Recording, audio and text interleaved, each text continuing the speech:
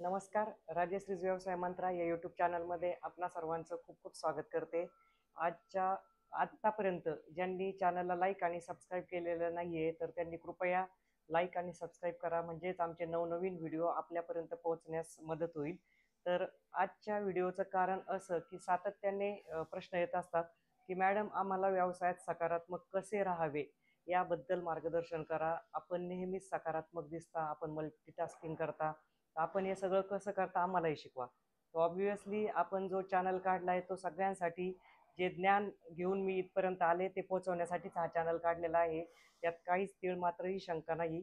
तर सकारात्मकता, तर सगळ्यात पहिलं तर दिवसभरामध्ये 24 तासामध्ये आपल्या मनामध्ये जवळपास 60 ते 70% 60 ते 70 हजार विचार येतात आणि जातात. त्यापैकी 60 ते 70% विचार हे निगेटिव्ह असतात. मग निगेटिव्ह विचारांना पॉझिटिव्हमध्ये कसं करायचं? म्हणजे सगळ्यात पहिलं जर काय असेल तर आपण स्वतः विचार बदलण्याचं, आपलं विचार बदलण्याचं सामर्थ्य आपल्यामध्ये आहे. ग्लास किती भरलेला आहे, ग्लास किती रिकामा आहे यापेक्षा ग्लास किती भरलेला आहे हे बघणं महत्त्वाचं आहे. त्यासाठी आध्यात्मिक कुठला तरी गुरु असावा आयुष्यामध्ये, जेणेकरून जेव्हा जेव्हा आपल्याला नकारात्मकता येते तर नामस्मरण हा एक उत्तम इलाज आहे. कुठल्याही दैवतेचं नामस्मरण करा, जसं मी श्री स्वामी समर्थ महाराजांचं करते. मनुष्य स्वभावानुसार नैराश्य, डिप्रेशन, निगेटिव्हिटी येते बऱ्याच वेळा, कारण आपण काही निगेटिव्ह ठिकाणी जातो, निगेटिव्ह लोकांमध्ये बसतो उठतो, तर त्याचा इम्पॅक्ट आपल्यावर ऑब्व्हियसली होत असतो, ओरा डिस्टर्ब होत असतो आपला. तर त्यासाठी आध्यात्मिक साधना किंवा आध्यात्मिक गुरुचं मार्गदर्शन, म्हणजे आध्यात्मिक मार्ग स्वीकारणं एकदम उत्तम इलाज आहे. दुसरी गोष्ट, आपण व्यवसाय करत असताना बरेच लोक तुम्हाला पॉझिटिव्ह बोलणारे खूप कमी भेटतील, पण निगेटिव्ह बोलणारे जास्त भेटतील. आणि व्यवसायाच्या सुरुवातीला लगेच आपला व्यवसाय वाढत नसतो. तर तो एक चंद्र जसा कलेकलेने वाढतो तसंच व्यवसायाचं असतं, की दिवसेंदिवस त्याची वाढ होत असते. मग त्यामधून आपल्याला खाचा खळगा समजत असतात, की समजा मी व्यवसाय टाकलाय, 1 महिना झाला, 2 महिने झाले, मला इच्छित रिस्पॉन्स मिळत नाही. कधी कधी भाड्याच्या जागेचं भाडं निघत नाही, आपण जे वर्कर ठेवलेले असतात त्यांची सॅलरी निघत नाही, लाईट बिल. मग अशा वेळेस आपल्याला निगेटिव्ह करणारे असतात. पहिली तर घरातून सुरुवात होती, की तू असं करायची काय गरज होती, त्यापेक्षा कुठेतरी नोकरी केली असते ते परवडलं असतं, हे खर्च कुठून करायचे, कर्ज करून व्यवसाय टाकला. तर त्यानुसार आपणही निगेटिव्ह होणं साहजिक आहे, पण त्यावेळेस संयम ठेवणं खूप गरजेचं असतं. कारण 1000/1000चा जो फॉर्म्युला आहे, कुठलाही व्यवसाय यशस्वी होण्यासाठी कमीत कमी 3.5 वर्षाचा काळ अपेक्षित आहे. 1000 दिवस जर आपण त्या व्यवसायाची वाट पाहिली, त्या व्यवसायाला जोपासलं, त्या व्यवसायाला टाइम दिला, कुठं कुठं आपण कमी पडतो त्यावर अभ्यास केला, रिसर्च केला, तर नक्कीच आपला व्यवसाय यशस्वी होत असतो. जसं लहान मूल 3.5 वर्षाचं होईपर्यंत खूप जपावं लागतं. ते पडतं, झडतं, त्याला लागतं, त्याला इन्फेक्शन होतं, व्हायरल होतं, सर्दी, ताप, जुलाब, वेगळ्या वेगळ्या प्रकारचे आजार होतात. मग आपलं मूल आहे म्हणून आपण त्याला दवाखान्यात नेतो, त्याचं उत्तम आरोग्य करण्याकडे कल देतो. तसंच आपला व्यवसाय हा आपल्या मुलाप्रमाणे आपण ठरवला पाहिजे, की आपल्या मुलाला जसं आपण जपतो, की अरे तो आजारी पडला म्हणून आपण बाजूला करत नाही, त्याला चांगलं निरोगी करण्याचा प्रयत्न करतो. तसाच आपला व्यवसाय जर आजारी पडला, आपल्याला जर वाटलंय की अरे इथं आपलं काही होऊ शकत नाही, तर त्याच वेळेस आपल्याला गरज आहे ती सकारात्मक भावनेने त्या व्यवसायामध्ये कुठं खाचखळगे येत आहे, कुठं कमी पडतोय, आपण ग्राहकांपर्यंत पोहोचत नाही का, आपला माल ग्राहकांपर्यंत व्यवस्थित आहे ते पोहोचत नाही का, क्वालिटीत कमी पडतोय का, आपल्या व्यवहारामध्ये काही चूक आहे का, आपण ठेवलेले लोक व्यवस्थित आहे का, आपली मार्केटिंग व्यवस्थित होत नाही का, आपल्या कॉम्पिटिटरपेक्षा आपण कुठं कमी पडतोय का. तर हे सगळ्या गोष्टी बारकाईने जेव्हा आपण अभ्यास करतो, तर त्यावेळेस आपल्याला खाचा खळग्या कळाल्यानंतर तिथं तिथं आपण मात केली, तिथं तिथं जर आपण सुधारणा केली तर नक्कीच व्यवसाय यशस्वी होतो. माझंच उदाहरण मी सांगेल, की माझ्या पाठीमागे जो मॅग्नाप्लास्टचा बोर्ड दिसतोय, तर हा आजारी उद्योग हस्तांतरित केलेला आहे आपण जर्मन मॅनेजमेंट असलेल्या कंपनीचा. तर हे एक मराठी माणसासाठी सोपं नव्हतं, की सांगणारे भरपूर होते, तुम्ही करोडोची इन्व्हेस्टमेंट करताय, त्या धंद्यामधलं तुम्हाला नॉलेज नाही, मॅग्नेट म्हणजे काय माहीत नाही, मॅग्नेटचा तुम्हाला उपयोग 2-4च माहिती आहे. तर इतके जर 38-40 प्रकारचे मोल्डेड मॅग्नेट, एक्सट्रुजन स्ट्रीप आहे 40-45 प्रकारच्या, त्यामधलं काहीच माहीत नसताना तुम्ही करोडोची इन्व्हेस्टमेंट करताय आणि त्यातल्या त्यात दिसतंय बॅलन्स शीट निगेटिव्ह. म्हणजे एक आजारी उद्योग दिसतो तरी तुम्ही डेअरिंग का करताय?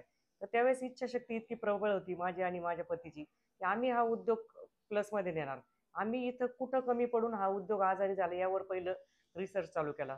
मग नंतर लक्षात आलंय की मालक जर्मनीला, इथं व्यवस्थापन वेगळं, परत अजून या व्यवसायाला सिस्टर फर्मलाच माल जायचा, मग अजून बाकीच्या कस्टमरपर्यंत इथलेही कस्टमर होते, एक्सपोर्टही होत होतं त्यावेळेस, आत्ताही होतं.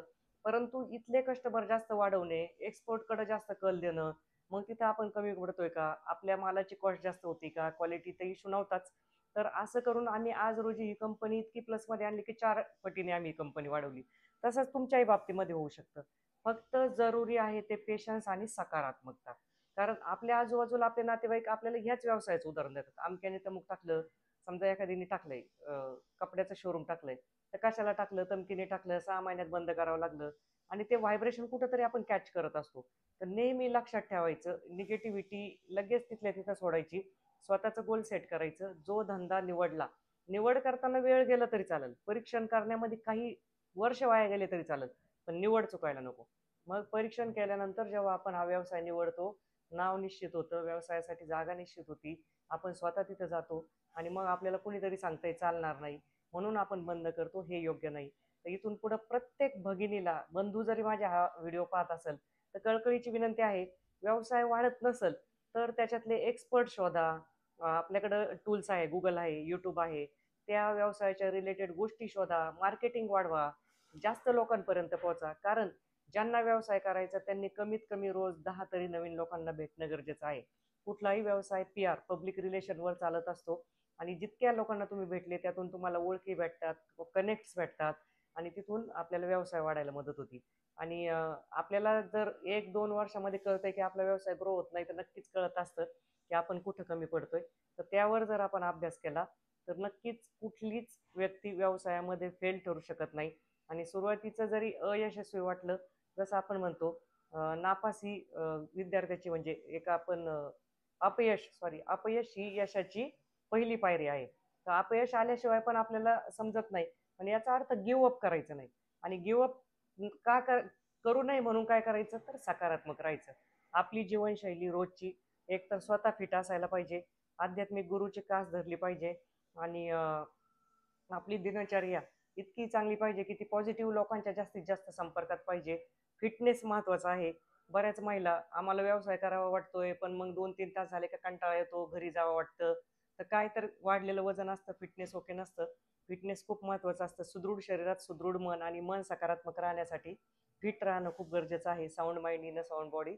तर आपलं स्वतःचं आरोग्य, आपल्या कुटुंबाच्या प्रायोरिटी, आपलं फ्रेंड सर्कल, आजूबाजूला व्यवसाय करत असताना व्यावसायिक किती मैत्रिणी आहे माझ्या चांगल्या सांगणाऱ्या, ते पण चेक करणं तितकंच गरजेचं आहे.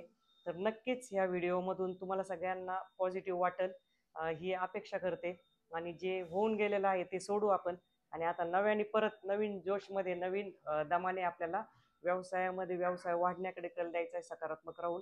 तर नक्कीच या व्हिडिओचा आपल्या सगळ्यांना फायदा होईल. अजून काय तुम्हाला अपेक्षित असेल तर कमेंट बॉक्समध्ये मेन्शन करा. त्याचा आम्ही नक्कीच विचार करू.